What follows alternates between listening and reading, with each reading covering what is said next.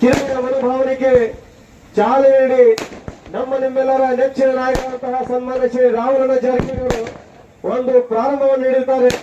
ಅದಕ್ಕಾಗಿ ನಾನು ಅಥಣಿಯ ಮಹಾಜನತೆಯ ಪರವಾಗಿ ಮಗದೊಮ್ಮೆ ರಾಹುಲಣ್ಣ ಜಾರಕಿಹೊಳಿ ಅವರು ಮತ್ತು ತುಂಬ ಅಭಿಮಾನಿ ಬಳಗಕ್ಕೆ ಅಭಿನಂದನೆ ಸಲ್ಲಿಸ್ತಾ ಇದ್ದೇನೆ. ಸಂಬಂಧಿತ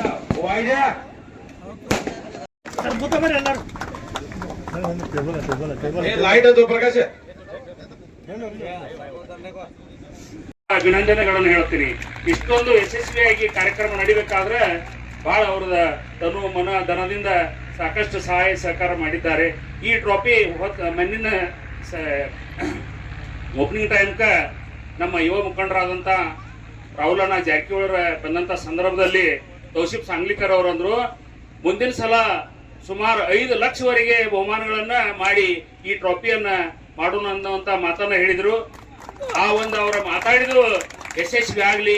ಅದಕ್ಕೆ ನಮ್ಮ ವೇದಿಕೆ ಮೇಲೆ ಏನ್ ನಾವು ಕೂತಿದೀವೋ ನಮಗೆಲ್ಲ ಏನು ನಮಗೆ ಜವಾಬ್ದಾರಿ ಕೊಡ್ತಾರೋ, ಏನ್ ಕೆಲಸ ಕೊಡ್ತಾರೋ, ಮತ್ತೆ ನಮಗೆ ಏನ್ ಸಹಾಯ ಸಹಕಾರ ಮಾಡತ್ತಾರೋ ನಾವು ಅದನ್ನ ತನು ಮನ ಧನದಿಂದ ಮಾಡ್ಲಿಕ್ಕೆ ನಾವು ಸಿದ್ಧರಿದ್ದೀವಿ ಅನ್ನುವಂತ ಮಾತನ್ನ ಅವರಿಗೆ ಯಾವತ್ತೂ ನಾವು ತೌಸಿಫ್ ಸಾಂಗ್ಲಿಕರ್ ಅವರಿಗೆ ಬೆಂಬಲವಾಗಿದ್ದೀವಿ.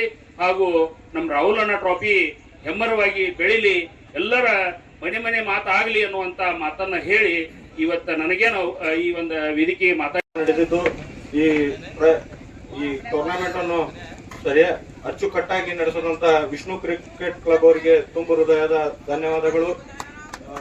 ಇವತ್ತಿನ ಕಾರ್ಯಕ್ರಮಕ್ಕೆ ನಮ್ಮ ನೆಚ್ಚಿನ ನಾಯಕರು ರಾಹುಲಣ್ಣ ಜಾರಕಿಹೊಳಿ ಬರಬೇಕಾಗಿತ್ತು. ಅನಿವಾರ್ಯ ಕಾರಣಗಳಿಂದ ಅವರು ಬರ್ಲಿಕ್ಕಾಗಿಲ್ಲ. ಅಲ್ಲಿ ಸತೀಶ್ ಶುಗರ್ ಅವಾರ್ಡ್ ಕಾರಣ ಇರುವುದರಿಂದ ಅವರು ಬರ್ಲಿಕ್ಕೆ ಆಗ್ಲಿಲ್ಲ. ಅವ್ರ ಪರವಾಗಿ ತಮ್ಗೆಲ್ಲರಿಗೂ ಕ್ಷಮೆಯನ್ನು ಯಾಚಿಸುತ್ತೇನೆ. ಅದೇ ರೀತಿ ರಿಯಾಜ್ ಸೌದಿ ಅಥಣಿ ಟಿಎಂಸಿ ಸದಸ್ಯರಂತ ಅವರ ಮಾಲೀಕತ್ವ ಹೊಂದಿರುವ ಒಂದು ಹಾರಳವಾಡಿ ಟೀಮ್ ಎಲ್ಲ ಸದಸ್ಯರಿಗೆ ಮತ್ತು